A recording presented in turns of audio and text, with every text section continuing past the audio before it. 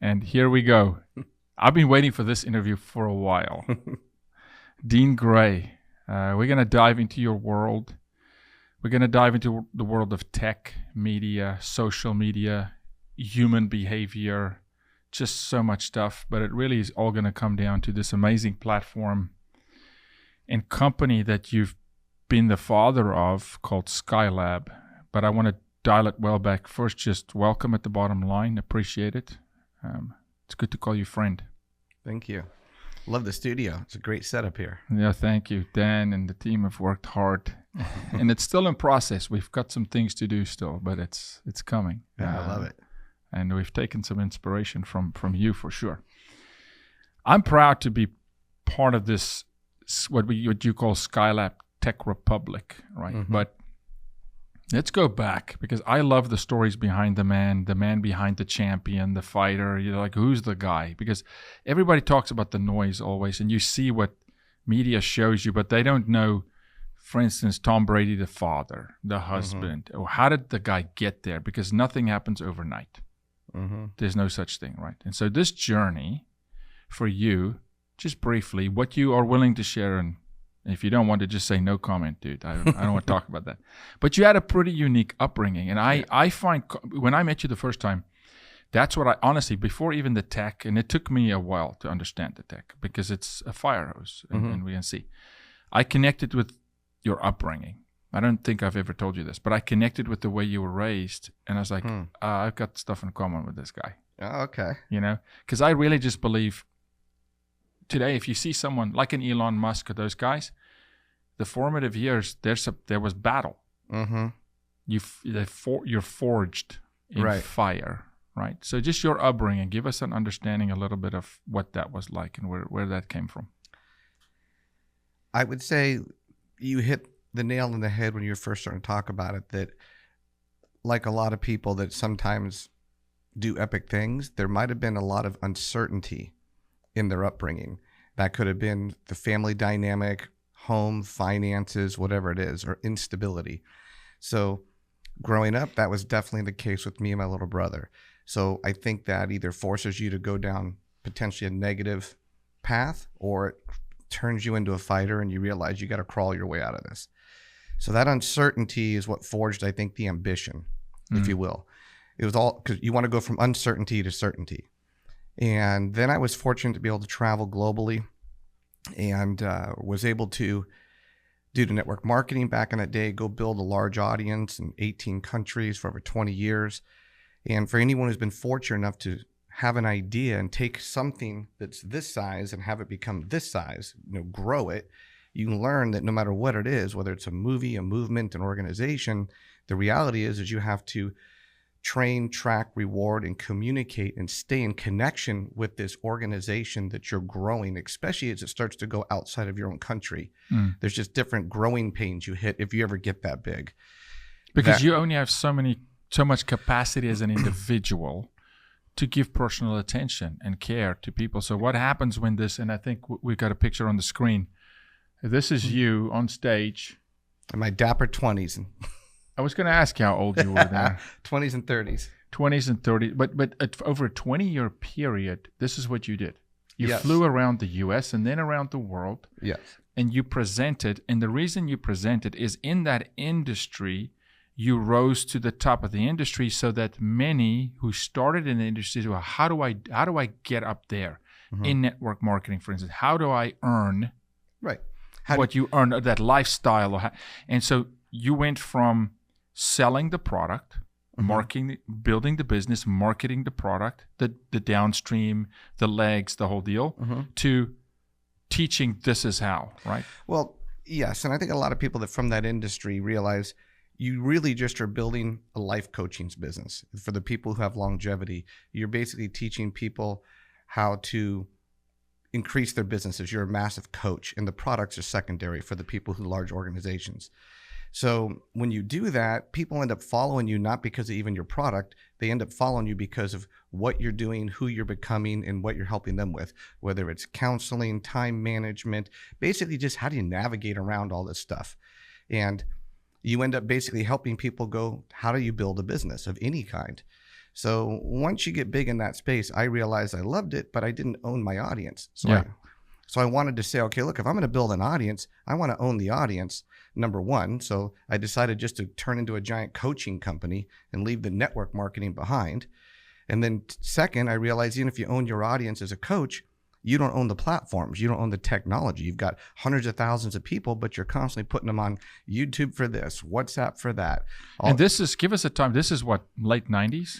Oh, yeah, this is a while ago. So I just want the audience just to understand here, because a lot of people, and I say this respectfully, woke up in 2020, woke up in 2021 and go, oh gosh, what just happened? It didn't just happen. Oh no, it's been, yes. So it's been coming. It's been coming for a long time. You just saw it very early. I was fortunate to be able to have a large community in 18 countries. Well, if you actually if anyone's forced to monitor and maintain that, you're going to notice pattern recognition. You're going to notice things globally that haven't even hit the United States yet. Like it's back in our joke of when Starbucks formed and people are like, wow, I can't believe that Starbucks took off. For those of us who've traveled, we're laughing like, really? You didn't think a coffee shop would actually take off? For hundreds of years, they're everywhere else in the world. Yeah. So you just take something that's already been proven age demographic, cross culturally, and then you duplicate it here. And cross generations. Yeah. Yes, exactly. Yeah. Core behavior. And so it's human behavioral science. People behave a certain way and they have certain core needs, and it's identifying those things. But what you had is you had an incredible self-census and you know your own group of people that you could gather this information from in 18 different countries. Not very many people have that. I was fortunate to be able to be reading a lot of the books, attending a lot of the seminars that many of you listening to this do, but I was able to learn it, turn around and pour it into an ecosystem, a human petri dish, if you will, of people, and see what I was reading, what really worked in real life and what wasn't working. And then I think you have to have inside you a desire to be curious and stay curious, because there's a group of people that are salespeople only. And there's nothing wrong with salespeople, but if you're just focused on sales, but if you're actually curious about what's happening, why it works, what's the underlying patterns behind it, then you dive into all this stuff. So it was a lot of fun. And I learned a lot, and it's very humbling. You get to see all different types of ages, culture, demographics, and you just become globally aware. But it also, and I always say this, anything that's worth something costs something, and it had a cost. It costs. You know, I know, and you've said this a lot. You know, if you've ever, and I have, had a jet strapped to your butt flying around the world, you realize real quick, you know, certain things, and it costs a lot, and it's cost you a lot, not just money, but pain, effort, time, abandonment. You know, betrayal. Yes, anyone who's really forged the effort required to build something that big, it's the hero's journey you go through. But there also is an integrity gap, again, if you're curious and also maintain character, to be honest with yourself and call baloney on yourself. Was the bigger we got, there was a bigger integrity gap, and we thought we were in the transformation business. What we realized is we had to swallow that ugly pill I've talked about of realizing, wait a minute, we're really in the raising awareness business. That's not bad, but suddenly as we're doing this, we're doing all these mega events, we've got all these communities, and at the same time, cell phones are invented, apps are being invented, Farmville, Angry Birds, websites, and suddenly people growing fake squash with it, and you know, on video games and apps were growing their communities faster than we were, and they had more data than we did, and they were having people take actions 2 or 3 times a day, and suddenly we had to sit back and think, wait a minute. How are we getting our rear ends kicked by some sort of app when we've got good intentions, good people, wonderful leaders that have been doing this around the world? And the truth is, this new industry of apps was starting to dominate. It was getting better results. So I was approached by a bunch of folks and said, would you be open to selling your company and going and diving into technology, which I like to say hell, pardon the language. Tech hell. Yeah, for sure. And say, would you be willing to go do this and learn it? Because we need something to build our communities, and it takes someone who's had to run a community to build it. Yeah, absolutely. And to take that leap and say, well, I'm going to invest the time, and again, the human behavior, and then we go to the desert, literally. Mm-hmm. We go to the desert and say, okay, now I got to self-discover everything I thought worked. And you said something real quick, engagement in so many in the church or in business or in politics for that matter, is how do you get someone that when you've inspired them, you've informed them, you brought awareness, inspired them to actually take an action. That's not that easy. And then if you get them to take an action back then, how would you track that action? How would you then track? And the only way we did it was testimonies. People come on stage, they'd give their heartfelt testimony, but that's still subjective, not, So what we had to do is learn to mirror the great intentions of leaders with the technology that was getting better results and use the technology for good. So what you're hitting on is what we called VRS, value reinforcement system. Is that if you're going to raise awareness with a movie, a concert, social media, live events, whatever you're doing to make it rain, keep it up. But if it's going to rain, own a bucket. And in that bucket is where if you get someone to know something, I know is not I am. And there's a big jump between learning about something and becoming that thing. Yeah. That's where a lot of folks who read the self-help books make the mistake because they think they're now aware that they're now qualified. And now I equate this to just because you read a book about piloting a plane does not mean you can go get in a plane and fly the plane. That's super dangerous. And unfortunately now people can read things, turn around and post up a website and start teaching. Yeah. And they're a self-proclaimed thought leader. Yeah, exactly. Right, overnight. Yeah. And so I did 300 interviews with pastors, military leaders, game designers, people who built movements and had what I called the holy grail of, have you built something that survived at least half a decade? Are there people going through your training? Are they taking actions? Is the community supporting them? And is there evidence at the end that you truthfully transformed something?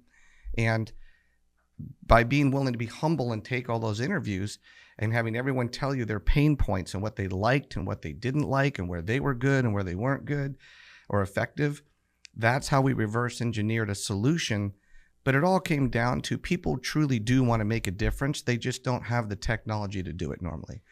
And so technology explodes over that time. We all saw it happen. Zuckerberg, we know the story and all the trauma with that. And it wasn't even intended to be what it was. It was really to connect guys and girls on the college campus, and off we go, right? And so much starts with guys and girls. Right. So much is that primal. But here we go now, and all of a sudden some characters come in. I think tech outgrows social initiative. They don't quite know the effect it's going to have on tech. We have the movie Social Dilemma, which is really that era, and you're part of that, and saying, okay, well now all of a sudden kind of they broke the world in a way because some nefarious characters take that very technology, was designed for one thing, and they reverse engineer it. In our cases, we fight human trafficking, and it becomes a very dangerous weapon. So now sprinkle that in there into the melting pot, the soup kitchen of your gathering data and human behavior. But now you also have to consider tech can be very dangerous, can be super dangerous. So navigate me a little bit through that process where you also had to start, and we have to start taking into consideration the dangers of tech, because you mentioned VRS. I would argue, and you can correct me if I'm wrong, but and that's why I'm so proud to be a part of Skylab. VRS, value reinforcement, I don't know of another tech platform that has value reinforcement as a core premise inside the design of their platforms, that the focus and the vision is literally to have a positive impact on culture, not just connecting people. Well, I would say that there are a few companies who desire or make the claim that they're technology for good. Unfortunately, they don't have the experience, and they didn't do the interviews with the proper people who know how to lead human behavior. So they've built something that they don't really understand. Right. So, for example, VRS, it's simple to say it, value reinforcement. Okay, but in order to do that, you have to be able to have some sort of training mechanism where people can take a course. Instantly, then, you have to be able to take a course and have actions they can take daily that you have to be able to create.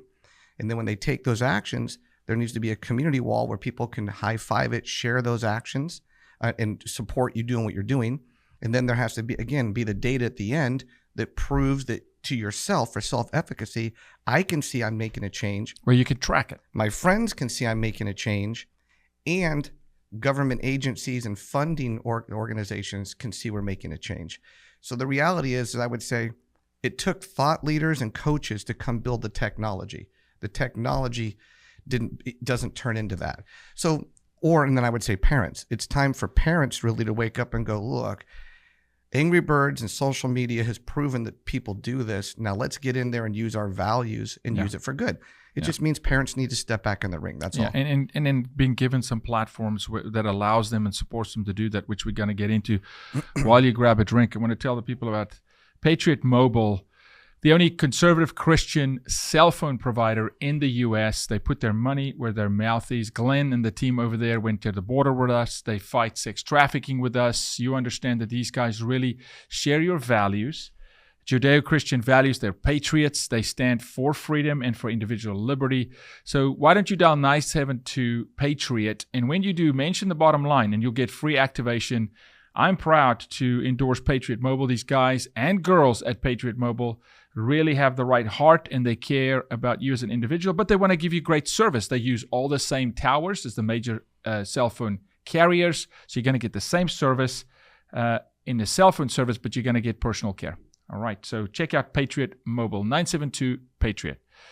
Dean, now, all that being said, your history, trauma, we connect there, and you're right. You either pick, hey, I'm going to fight or I'm not. And then it creates its own challenges because later in life, as we get older, we realize, oh my goodness, I maybe could have done it a little different. And you learn, you're constantly learning.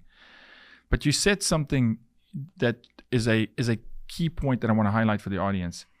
And that is being inquisitive or wanting to discover, and not just necessarily, well, what's the world doing, but where am I going wrong? Mm-hmm. Unless we can track behavior in society and then get that data and have it available to us, we're basically blind. We're kind of feeling our way. Only what gets measured gets improved. Right? Yes. So when we look at something like Facebook, when data is not being shared or when one entity has data and another doesn't, it's a disadvantage. And that's just why I think governments are looking at this and going, well, wait a second. Mm-hmm. Some corporations, not even needing to mention them, have more information and intel than we do on our people. So right? Can I jump up? So I think it's also important to make the clarity here. You need to have an organic relationship with your community, meaning, am I going to track what you're doing? On social media, it's like going to a giant party. It's so big today. I'm going to this random general huge party and someone's tracking me without me knowing it. Then they're taking my data and doing something, and then they're not even sharing it back to me. That's not organic or authentic or fair. It's different if I join the I Love Surfing community and I'm choosing to share my data and my actions because I want the surf experts to know something about me in exchange for maybe now that I'm giving you information, I see the information I'm giving you, and you're now sharing some of that sponsors and maybe a free surfboard for me. What's happening is big tech got too big. So the line that you and I've talked about is small is the new huge. Yeah.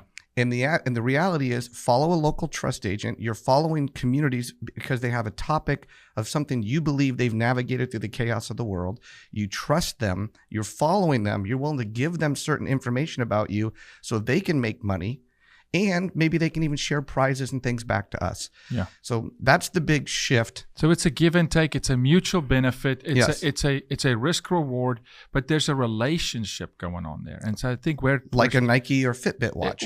I was a professional athlete for a long time. It's no different than me taking a sponsorship. Right. And the sponsor's saying, hey, this is what we expect of you, but we're going to sponsor you. And it's a relationship and it's personal and you build that over time and it's mutual. But when it's one-sided, and I think that's what we've seen with big tech, and it got out of hand because there's a lot of money, a lot of advertising, and then they just started sharing less and less and less data. Now, I'm going to jump forward and then walk it back. Skylab. Skylab has gone through a metamorphosis in itself. It started in one place, but it was always about value reinforcement, and it still is today. But as things started being uncovered and ramped up over 2016 through 2020, 2021, it became apparent of what the other needs were. So as we're journeying through Skylab, on the screen we've got, this whole thing about ownership. Who owns the content? Before we go to that slide, Give me your 30,000-foot bird's eye view of what is Skylab for someone that's never heard of Skylab. Of course, I'm part of it. I know, but I mean, help the listener here. So it's basically a Facebook you can own as a creator. So it's do you want your own social platform that you own? So you can own the content, the data, the relationship, the values, because you don't need to go join another massive platform anymore, because those days are over. Now you can get that platform yourself. So the metaphor I like to use is, as technology was changing over the last 20 years with social media, it's sort of mimicking what happened to young artists back in the day. And you've heard me use this analogy. When you're a young artist, you come out, you get on someone else's label, they take you on tour, they make you famous, you need them. And then once you build up a decent sized following, you start to realize, I should probably own my own label. And like we've seen most musicians today, my content. Your content. So a lot of musicians have gone through that evolution where they're now even starting out, they're more careful because they realize you don't need millions and millions of followers. Like the 1 hour or the 1 minute manager or the 4 hour work week, was saying, look, if you have 1,000 people following you, you should never have to work again. So first of all, it's a much smaller tribe. So as musicians went through that, at the same time, social media was exploding, and there was everybody that were the influencers, and we didn't even know the word influencer back then. People building huge followings on YouTube and Instagram, and it was the innocent climb of, wow, I'm excited, I've got 100,000, I got 1 million people, and I'm making money from sponsors. But now everyone's waking up realizing they've built their tribe on land they don't own. Yeah. The algorithms change. They can rip out the carpet from underneath you at any given time. And if it's the first time you've made $100,000 or $1 million, you're just excited. But it's a natural growth period as an entrepreneur to realize eventually you want to have control and ownership. So I would say entrepreneurs have been going through this awakening, and that's what Skylab was built for, is as an entrepreneur wakes up and says, thank you, social media, for helping me become discovered. Like I said, make it rain into your own bucket. But now I'm going to transition to having a little bit more ownership. Right as that was happening with entrepreneurs came the big tech explosion of distrust, elections, and cancel culture. And then suddenly it wasn't just entrepreneurs doing this because it made sense. It was, oh my gosh, we're now worried about getting controlled. We're now aware of the algorithms. We're now aware that you're putting me in bubbles. And it's not just controlling the content I see. It's the subtle nudge of presuppositions. It's the crimes against logic that anybody who's educated themselves, it's so insulting to watch half of what we're being fed today. Yeah. Because they're throwing in little things that your children don't know that is actually not true what they just said. But when you hear it 5 times, they've convinced my child now that that's true. Yeah. So I would say it's a convergence. There's no recourse at that. There's no recourse because there's no pushback. You sign unilaterally. You sign up for the next version and whatever. And when they then just dial back and say, by the way, now company X, who's advertising on social media platform X, we're no longer going to share data with you about your own customer, and they're stuck. Or we just pull the plug. You built this community, 1 million followers. You make your livelihood on this platform. But unless you start saying what we want you to say or fall in line with the narrative, we just pull the plug. So there's a great, well, I don't want to say it that way because it sounds wrong. One of my talks that was more famous back in the day was the shift of trillions of power, of trillions of dollars in power. And it was talking about how if you owned the conveyor belt, if you owned the road, the tollway, first it was the newspaper. If you owned the newspaper, you controlled what people saw and read, and you could create heroes and create villains. Yeah. The newspaper, of course, Malcolm Gladwell talks about this, lost power to the radio. Then there was an entire generation of people that would sit around, when you watch the movies, their dinner table, and they'd listen to the fight or the war on the radio. But whoever controlled the radio controlled the narrative. Well, that, as technology happened, lost power to the internet, to the web. Then in my main generation, the news channels and the web and the TV were the main source of control. And I was starting to warn people 20 years ago, you're going to see that people are now going to YouTube, the People's News Network back then, because you'd see in the news, it would be athlete steps off of the court and smacks a fan. Anger management issues, our athletes being paid too much, read about it in the next 30 seconds. Well, the whole narrative was the person's already wrong. People would say, you know what, I don't trust the news. I'm going to go to YouTube. I'm going to watch 30 individual people who just took a video themselves and see that maybe the guy, they were throwing pop cans at him, they were being mean to him. And then finally You're not mad at the athlete. You're like, heck yes, he should have stood up. Well, that's when social media was the freedom network. But then... Because it brought context. Because it brought context and unbiased opinions. Yeah. But then, as usual, when the news legacy media lost that control to social, they're not dumb. They went after it and took control of it. And now social media is no longer the people network. Now it's controlled, right? Because they saw the shift coming. Because once you own the toll booth, you don't care what car goes by. You're making money. Yeah. So, and unfortunately, so many nefarious things goes through the toll booth. And here we go again for us, sex trafficking. The first time we really sat down and I said, hey, Dean, listen, integrity, character, our values, it has to permeate through. And never have I heard anybody at Sky. It is core culture. Now, I can say the opposite of some other big tech companies because I've been called in by these big tech companies saying, hey, stop coming after us.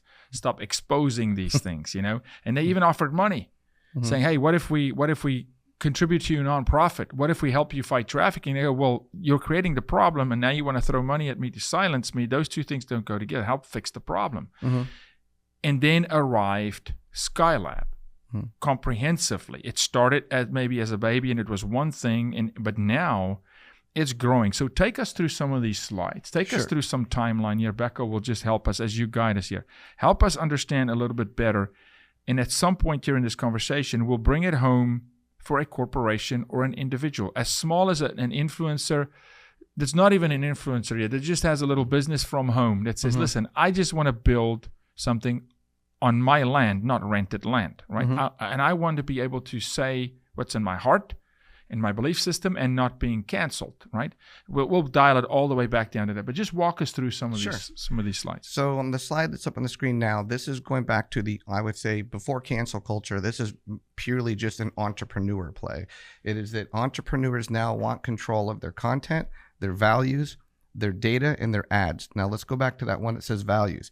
What do you mean? Well, normally if you're using a Facebook page or an Instagram page, you don't have the ability to go put up buttons to say, this is not just who I am and what I'm having for breakfast. Here's my success routines. Here's my values. Here's what I consider is helping me navigate through the chaos right now in the world. You can't customize that. You can't customize. You can't call Facebook and say, hey, it would be cool if you add this button for me. Exactly. Not possible. So once you're able to have the power to share your values with other people who might be following you or wanting to become you. There's a big difference between following someone and wanting to become like somebody. And then getting control of your data and your ads all on a cloud that you have. Creators are just wanting this freedom today. So that's the main core of what we do, is giving people wings to control their own narrative and their own content. And we're in the background. You'll never hear about Skylab. Normally, it'll just be our clients, their platforms, their names in the app stores.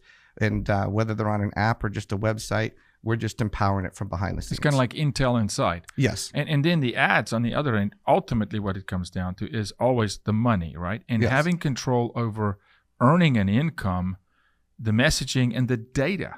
Getting the data back so that they know the metadata or who's my micro-influencer of my brand, which they would never hear from Facebook or from anybody else. It has to be permission-based data too. Because there's not a relationship. You said earlier, this is different.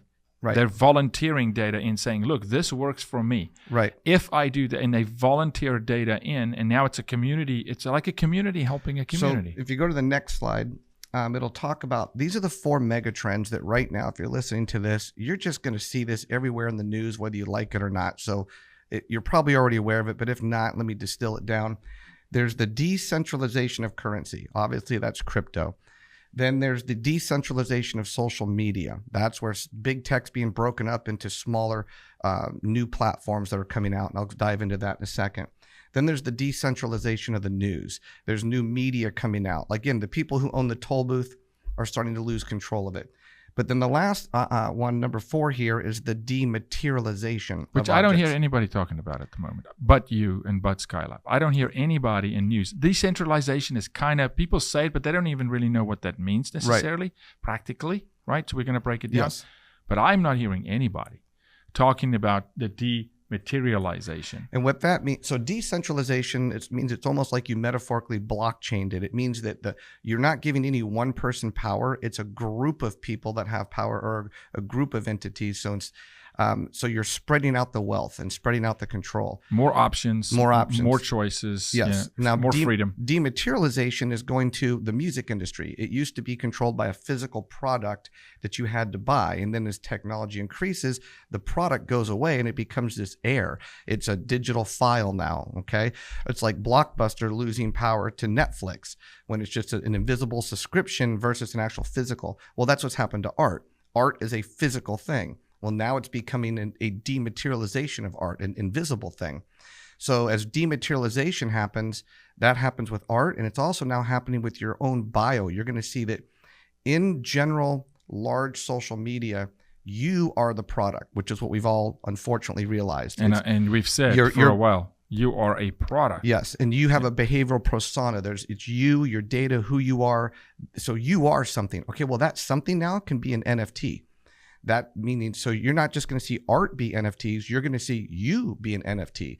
It could be something, a thought, a concept, your particular makeup of data that you can own. And if someone wants that data, fine, but you get control over who you give it to. Where in big tech, you are an NFT. They just never exposed it. They've looked at you as a product, as an NFT, but they've monetized that file without your consent. Yes. And they built it without you knowing it. Now we're saying under Skylab, you are still that, but you own it. Yes. You decide if you monetize it or not, in what portion and in what fashion, et cetera, in which community. And exactly. You're just giving the power back.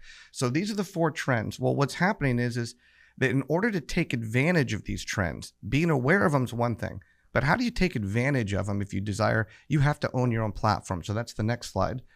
And it'll talk about here that, well, as you see here, the decentralization of communities is, we talked about that on the left hand of the slide, there's all the big tech platforms that now people aren't looking to go join another massive platform because they don't trust it anymore because everything looks official. What they're now looking to do is to follow what I call trust agents. They want to eliminate the noise of social. It's gotten too big. B, they want to return trust. Well, how do you return trust? You start to follow the people on the right that you've determined you trust on a topic. Well, as we've all seen right now, a lot of people trust Joe Rogan. Whether you agree with everything or not, they trust him way more than they do CNN. Or people might trust a Ben Carson or a WWE superstar or a Jaco in this show. So you're going to trust different people for different things. There's certain folks when it comes to health and fitness, I don't have the time to keep up with all this health. And what's the newest protein shake? What's the best digestive gut enzyme? I don't know. And the problem is, you Google anything and everything looks so official. Everything's the best. What people are going is, I want a trust agent in health. I want a trust agent on news. I want a trust agent on thought leadership, human trafficking, the situation. So you are a trust agent for many, many people. I'm trying to get people to wake up and realize this is the decentralization of social. There won't be any more giant main platform. It's going to be, you're going to end up having 4 to 5 miniature platforms that you follow and trust. And hopefully now those platforms are actually owned by the trust agent. And that's what's got, because Facebook is not going to go to Mark Wahlberg and say, Mark, you can own your own Facebook and be the trust agent where you own control the data, the messaging, you can customize it, you can bring your value reinforcement if you want. That's not going to happen by big tech.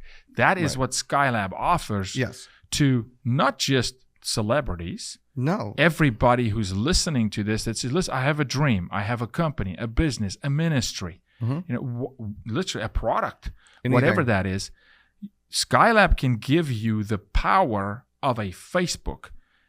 But if I say more so, Facebook only gave you an opportunity. Well, and it didn't really give you power. No, and to your point, they tried doing it with groups.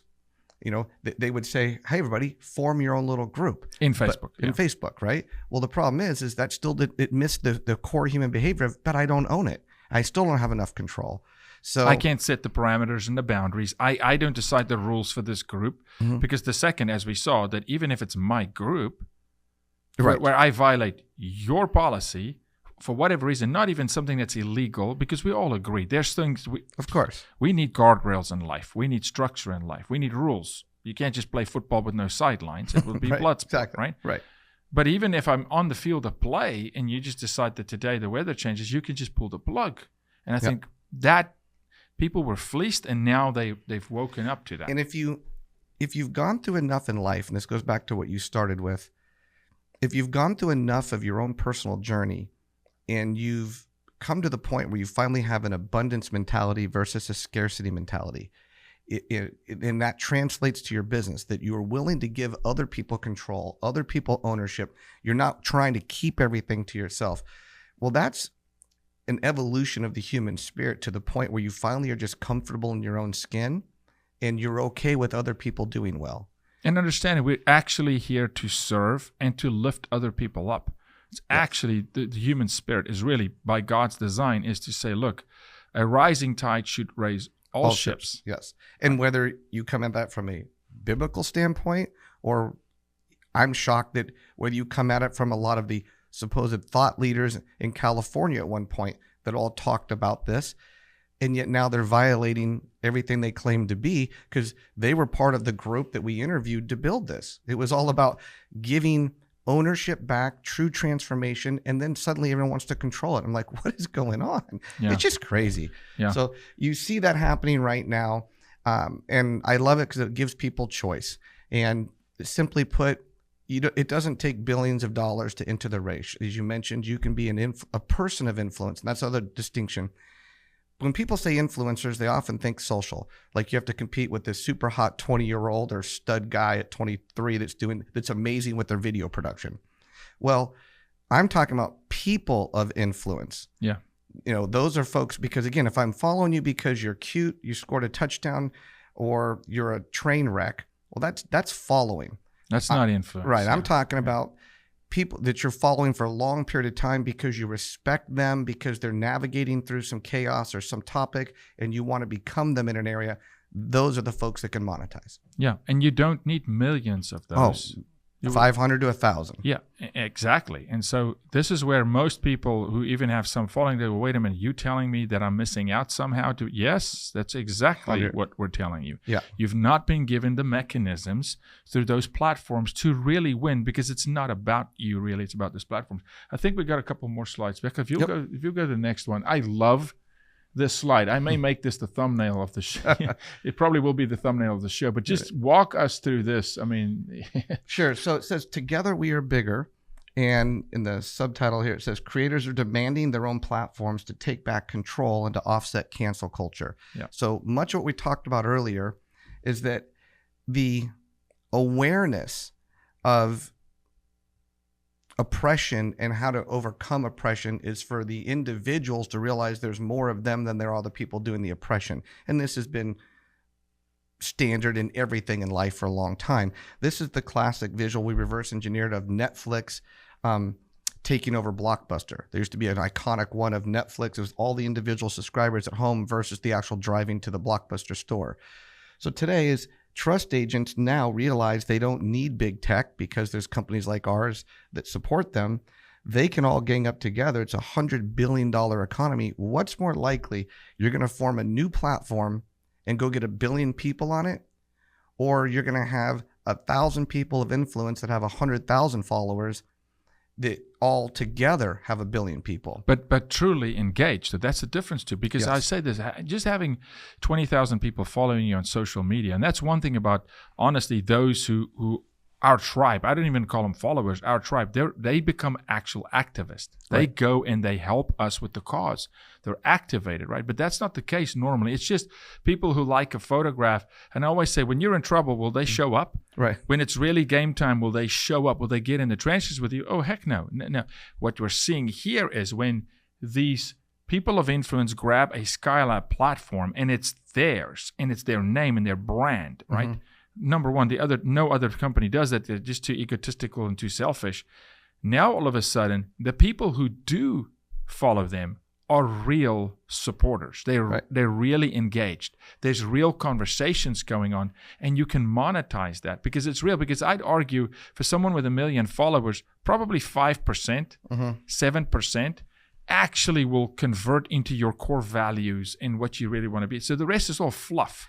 And that's the difference, I'd say, between making the distinction between I have X amount of fans, but I have X amount of community. You might have 10 million followers, but you might only have 100,000 people that are actually there for your affinity group. So it's a difference between social is just come have fun and be social. An affinity group or affinity community is focused on a topic. As I mentioned, it could be trafficking, surfing, biblical, fitness, Moms for America. It's around a topic. So by the very nature, chef's food. Yeah, chef's food. So exactly, MMA.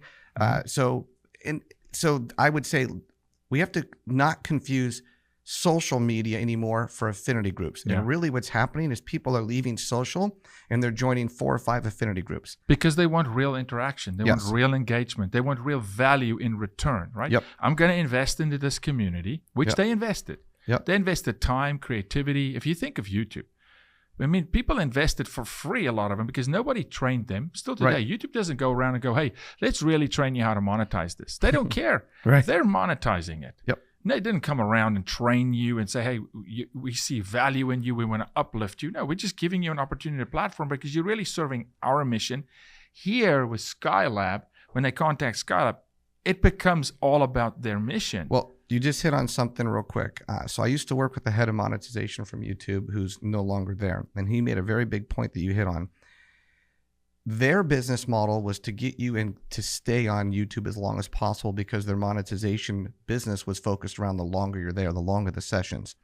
So if you were an person of influence who had your community doing something, you might not want them always on there. So instead of just teaching them whatever you were teaching them to help them on that topic, you were now at a conflict of interest because you were also just trying to keep them on. So he was having to go teach influencers tips and tricks to keep people on the site longer, which sort of bastardized the whole relationship of why they were there. Yes. Because it wasn't their business. It was 2 different competing business models. Here we say, get rid of that.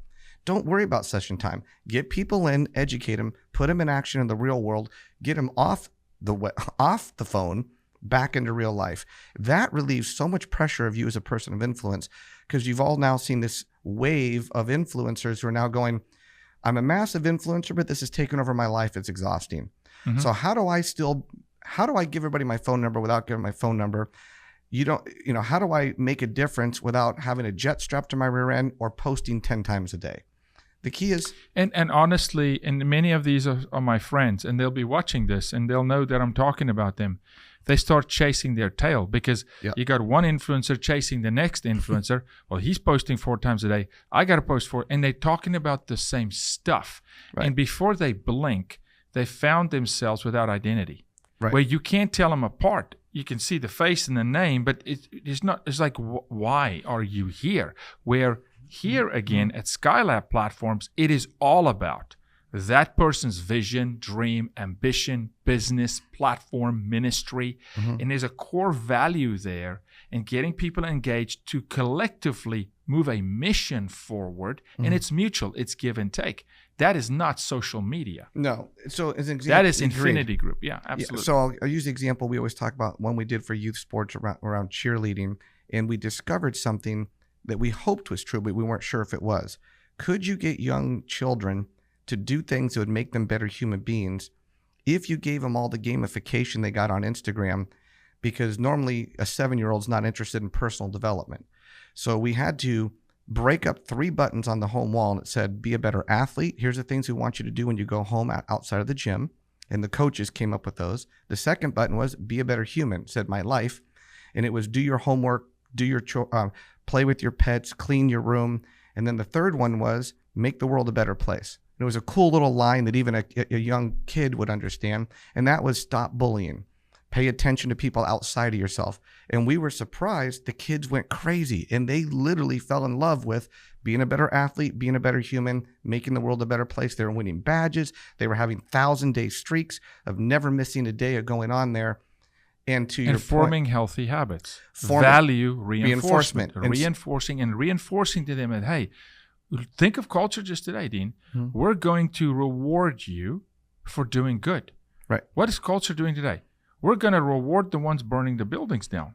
We're rewarding the guy saying, hey, walk into a store and steal up to $950 with no consequence. It is negative reinforcement. And you break a culture with negative reinforcement. We need value reinforcement. Yes. And every community has different values, which is why one size can't fit all. That's why social doesn't work anymore.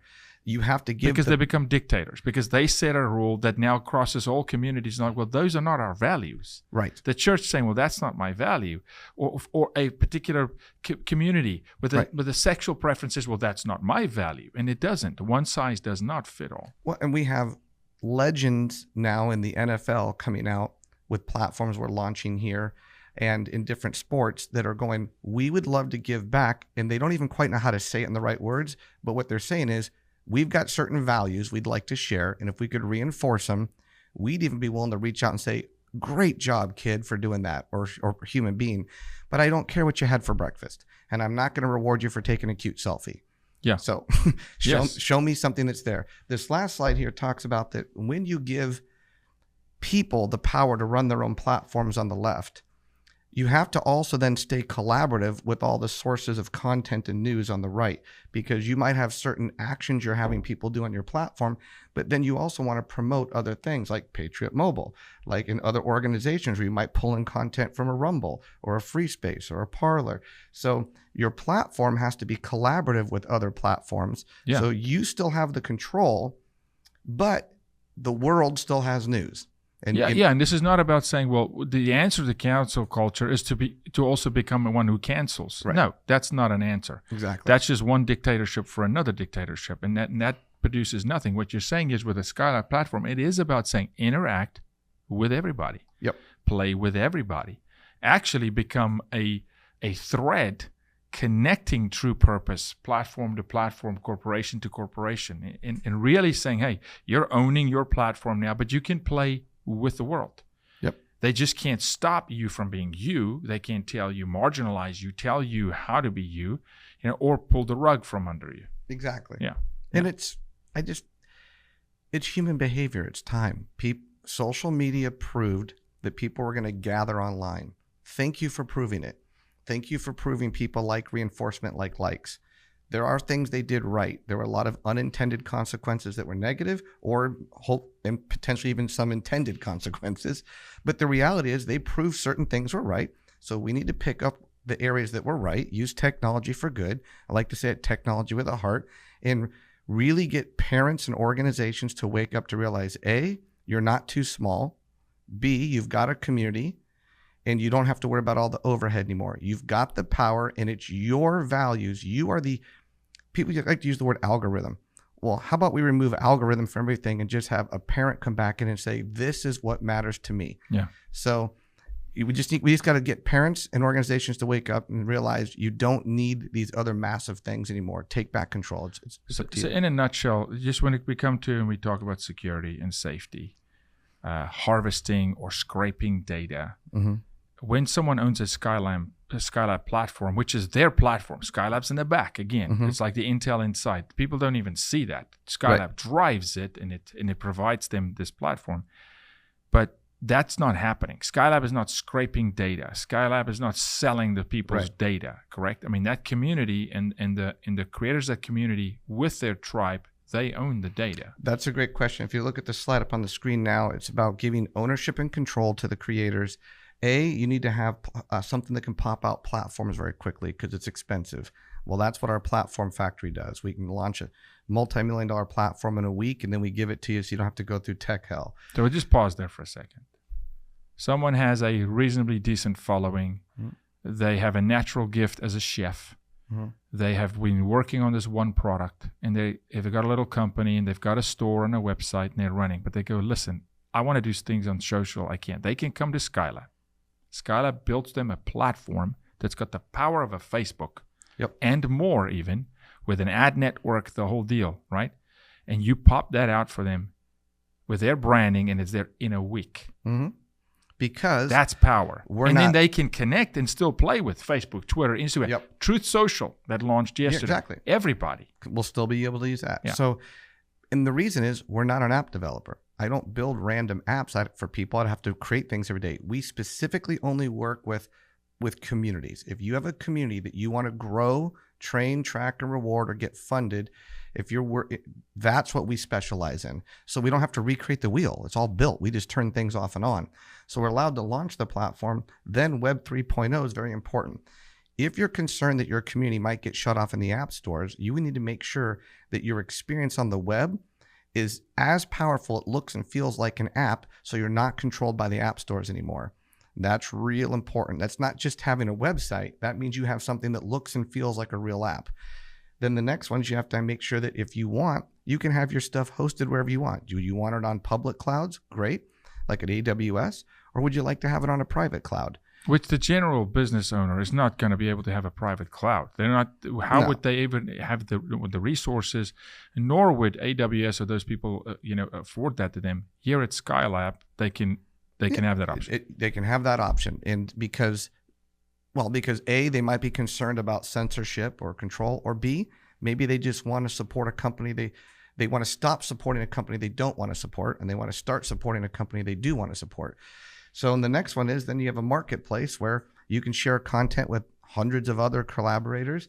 And then you have an ad network across the entire thing that, if you've got 1,500 people that went jogging today or read this biblical verse or took this course, well, that's some advertiser's avatar. That's someone who's going, hey, I'd love to talk to those people. You get to choose what advertisers you want to give access to your people. Well, again, you're in charge. It's like, maybe you've been a football player, but you've never owned the stadium before. We're giving you your own virtual mall, your own virtual stadium overnight, and now you get to decide what sponsors you want to let in that stadium. It's all about giving you that control. And the last one is merchant processing. Sometimes people are concerned now with cancel culture that not only can I not just run my platform, I'm worried about sponsors. I'm worried about processing. I'm worried about cloud. Well, to have a true solution that's autonomous, you have to provide all these solutions. Well, we just saw funding apps, in-kind given, being shut down for certain people feel like they want to support truckers. And all of a sudden, people go, well, your funding you gave, that's great. We're going to redistribute it to someone else. They didn't give those people the option to say, well, we'll send your money back to you. No, it's crazy. We'll go. It is crazy. And it's unfortunately, we are here. And so people are paying attention. And I'm hearing people ask questions, but it's normally around, well, who's going to, because now it's also a dangerous time because people don't have context. So they just hear decentralized and they're stealing my data. Without the proper understanding of really what that process looks like, there's a lot of false narratives also going around and false information, right, and misinformation. So just so people understand, when it goes to the one joining a group, and again, the chef has now this platform with Skylab, and someone is now joining there. The data that they're offering, they're not being harvested, scraped. They're offering information on, hey, when I cooked that, this was the result, or whatever. Or I would add a little, my grandma's recipe said add a little bit of salt, or whatever, right? They're offering up information. There's an information share free willingly that then can be monetized. Yes. So I think talk me through that. Yes. So that means, let's say, first of all, Skylab's in the background. We give this organization, say Moms of America, right? Or Moms Link. We give them a platform. The content, what they're doing, they own all of that. We don't own any of it. And to your point, the mom who joins that community, well, in that platform, that organization is going to have certain values they're reinforcing. Okay, moms, are you reading this? Are you doing these things? Are you showing up at your school board doing this? The mom who joins that organization has the choice to share if they're doing it or not. Otherwise, you'd never know it. So there's no scraping, there's no pulling. They have to volunteer. They have to volunteer. By an action. So there's an action button that says, go to a school board meeting. The mom goes to a school board meeting. If she doesn't volunteer it, because it's not being scraped, then they would never know. But she says, I went to the meeting. It was a civil meeting. They gave me 2 minutes to speak. Or I was pulled out by my collar purely because I said, I'm a woman of faith or whatever. And she's volunteering that. And there comes the trust. Right. Because I want to ask you about trust. Human behavioral science. Jordan Peterson talks about this so much. And I get into Robert Kiyosaki's of the world, the mindset and, all these kind of things. And a book over here, Sun Tzu and the art of war and how we combat in life and get advantage and upper hand. Trust. Let's just take that word. Okay. Trust was broken. Oh. In social media. Now we're even saying it's not even about social media anymore. It's infinity groups, right? Right. Talk to me about restoring trust in human beings. It's so hard. It's very difficult to earn trust. It's quick to break it, right? So can we restore trust in tech? Yes. So going back to the mom example organization, if that mom comes in and chooses to share a few things to sort of test it, to see if she likes it, if she trusts this, and that organization for the first time is able to take what she shared, gather it up as a community and say, mom number one shared this, but as a community, we had 14,000 moms today do this and complete that. That organization finally has the traceable transparency data to prove back to all the moms individually, your individual action added up to a bunch of actions, and it's not subjective.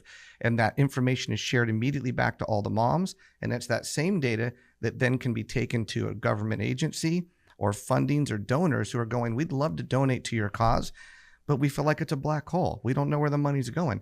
So the big thing that even some attorney generals are starting to help us work on today is, if you give someone a platform like this, it allows that charity to prove they're meeting their mission statement, which then unlocks funding. So it builds trust. So it's all about traceability, transparency, and trust, which is what we're saying we don't get from our government or from big tech. And it's just been boiling and boiling. And like you said, nothing happens overnight. I always joke and say, just because I happen to know the family, Justin Bieber didn't just happen overnight. There's kids that say, no. I started supporting that dude when he was banging on drums when he was 8. Right. We made him. Right. The fans made him, and they took ownership in him. And we're going back there. So that's a really good point. Yes. Is that in these communities too, it has to be built into the tech that when mom number one did something, she chose to share something, and she wants to see if that is having an impact. But more importantly, then now the owner of the community needs to quickly say, show me all the people in our community who read a book today or donated this or did this action. I need to quickly discover the diamonds in the rough, the micro influences in our community. Right. Or to your point with Justin, they're not just fans. They feel like they're miniature brand ambassadors, and we need a way for them to tell them to go do something so they can do it, so we can turn around and recognize them, because they're not fans. Fans don't want to be called fans unless they were a pass by. If they've been loyal, they're like, we're not fans. We're micro influencers. We're have part of this. We built this thing. Right. Yeah. So we wanted to bridge that with tech to say, now Justin, for example, could say, show me every fan who's responsible for driving the most people to my platform today. Show me everyone who went and picked up trash at the beach like I asked him to. If he was able to quickly do that, unless you're just get that data and then reward them and publicly, and I want you to communicate it back. But we had this conversation one day, giving someone $100 or a public mention. They take the public mention every time. So this is where they want recognition. So if you've been blessed to be in a position of authority or power or fame, to where you know that you've got customers or fans that desire your attention, you need a quick way to say quickly, congratulations to everybody who went and donated or signed this petition today. You need a way to know they did it and quickly get back to them. It's that full circle of gamification for good, because they'll do more for recognition. It's like anything. If you do your homework and you don't think anyone's ever going to grade it, even if you don't like the grade, you're not going to keep doing the homework. Yeah. So the point is, don't just make me a customer. Don't just make me a fan. Let me be an ambassador. Let me be a micro influencer. I want to be part of this movement. And I need you to know, it's like employee of the month, but way more powerful. Yes. I need you to know that I'm one of your top people. Yeah, absolutely. Because we are. My mother-in-law always says we have a sign on our heads that says, make me feel important. And all of us do. And it's not that we just want people to be egotistical, but they're going to put in the effort. Now they're being railroaded, and they go, well, wait a minute. Right. We kind of helped build this tribe, but we're chopped liver. The reality is you were always chopped liver. It's time to reset that and go, wait, there's value. Because one little case, for instance, one of the cheerleaders, one of the actions on that one app was drink water. Mm-hmm. Well, now if she can show, hey, I drank water 1,000 days in a row. I volunteered the information. Maybe took a picture or not, or just said, hey, drank water again today. That the host of that platform can now go to Smart Water and say, Smart Water, there's a 12-year-old that is an on fire, brand ambassador that you don't even know exists. and connect them directly. So it's not just the owner of the platform, but even just people being on the platform, taking action for good, value reinforcement, could turn around and there's real benefit, not just social mention, but there could be real benefit for them. You're referring to what we call our badge system now, to where these people in any community, we can't control what the people who buy platforms do, what actions they track, but they're forced to take every action they create and categorize it into making the world a better place, fitness, health, wealth, which allows us to take that and go get sponsors and bring it back to them. So as you mentioned, for example, we've done this in Cheer. That kid who might be drinking water is earning badges for doing those things consistently, but that can be a badge that just says, hey, good job. And it could be a shout out, or it could be a free trip to Paris paid by a certain airlines. So we have ones give your mom give people compliments. When they've given compliments so many days in a row, Kind Lips sponsors them. So and gives them free stuff. So to your point, it's not just the owner of the community. You have to share what I call social swag. But that's more decentralized. It goes all the way down to the individual. You're actually connecting the brand with the end user. Yes. Yeah, and through a platform. It's amazing. And last thing I'll say on this real quick is that there's certain organizations who, unfortunately, or celebrities, where, yes, their fans or customers have always been chopped liver. But there's also a large group of people that's not the case. They just don't have the technology to be able to give back. I mean, a lot of them feel guilty because they're going, you fans made me, but I'm the one at the Oscars getting 45 bags of free clothing, watches, and tennis shoes. I don't know how to give back. And I want to share with you. Yeah. This allows them to say, I'd like to share. You've made me famous. I'd like to take a lot of the people who give me stuff and give it back to you. Absolutely. And they truly are. They do have the heart. They just can't do it. No. They were not given the opportunity through big tech. Yes. To customize that according to their core mission and value, to be able to do what's on their heart to do, because big tech just won't let them, because it's not a priority for big tech. It's not what it's about. Dean, this conversation can go on for days, man. And so where can people, if someone just say, okay, I want to see the Skylab thing, where do they go? Skylab.world. Skylab.world. We'll throw it on the screen. We'll have it there. We'll have links in the bio. Perfect. This is Dean Gray. I would say this, because I can say this about myself, and I would say it about you. There's never a moment in life when you're so out that you can't count anymore. You can count. You can make a difference. Your upbringing is a lot you didn't share today. I know it. There were rough times. There was lack. There was challenge. But if we make a choice to get forged in a fire, that's how you make steel, by the way. You forge it in fire. And then dream and pursue discovery and go after it. And check out Skylab.world. It's going to rock your world. I know it well. And it is the answer to cancel culture. I'd say it's the answer to social media, because it's not about social media anymore. It's really about communities and making value reinforcement. Value reinforcement. So thank you, Dean. Blessings, man. Appreciate having you on. Thank you. It's been an honor. Thanks.